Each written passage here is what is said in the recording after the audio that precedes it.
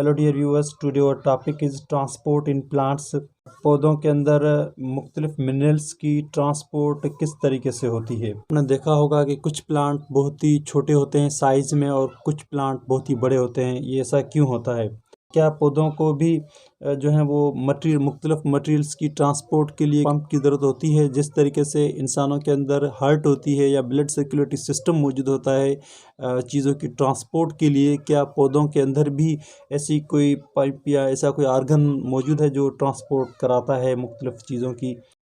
आपको अच्छी तरीके से पता होगा कि प्लांट्स के अंदर दो इंतहाई अहम प्रोसेस होते रहते हैं। एक को हम फोटोसिंथेसिस कहते हैं और सेकंड को हम रेस्पिरेशन कहते हैं। ये इंतहाई दो अहम प्रोसेस फोटोसिंथेसिस एंड रेस्पिरेशन जो प्लांट्स के अंदर होते रहते हैं।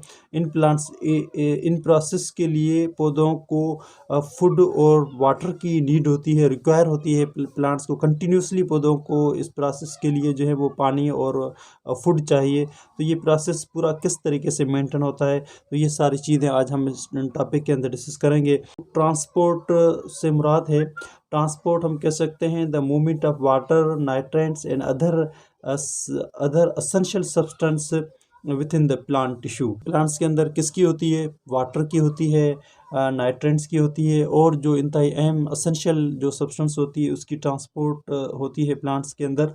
ट्रांसपोर्टेशन एक ऐसा प्रोसेस है जिसके अंदर जिसके ज़रिए जो है वो पानी, नाइट्रेट और एसेंशियल जो सब्सटेंस है वो मूव होते हैं from one place to another place, एक जगह से दूसरी जगह तक।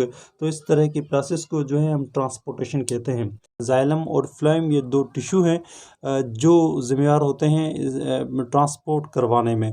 जाइलम और फ्लोएम जो है वो मुश्तमिल होते हैं चीज़ों को ट्रांसपोर्ट कराने में।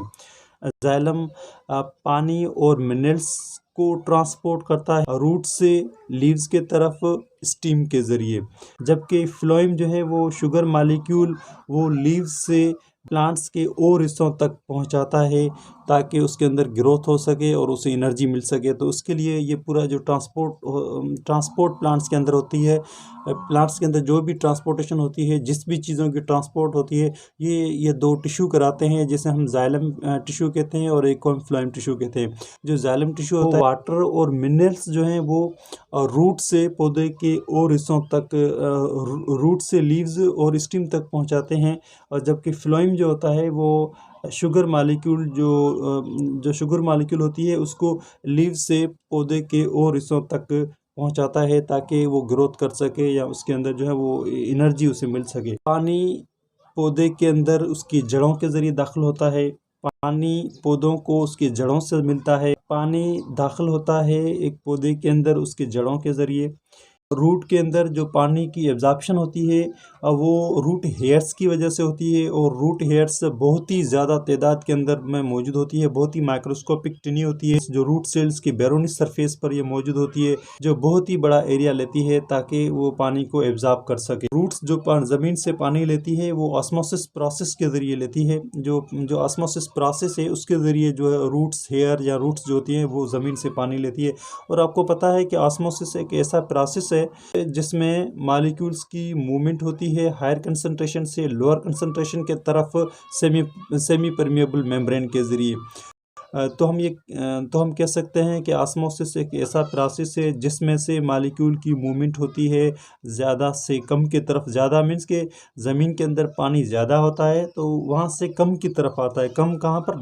रूट में पानी कम होता है तो फिर ज़्यादा से कम की तरफ रूट में जो पानी आता है वो ऑस्मोसिस प्रोसेस के ज़रिए आता है। ऑस्मोसिस और डिफ्यूजन प्रोसेस के ज़रिए पानी हल्की हुई मिनरल्स और गैसेस जो है वो रूट से सेल टू सेल पहुंचती है, रूट से एक सेल से दूसरे सेल तक पहुंचती है, और इस तरीके से वो जाइलम तक जो है वो पहुंचती है।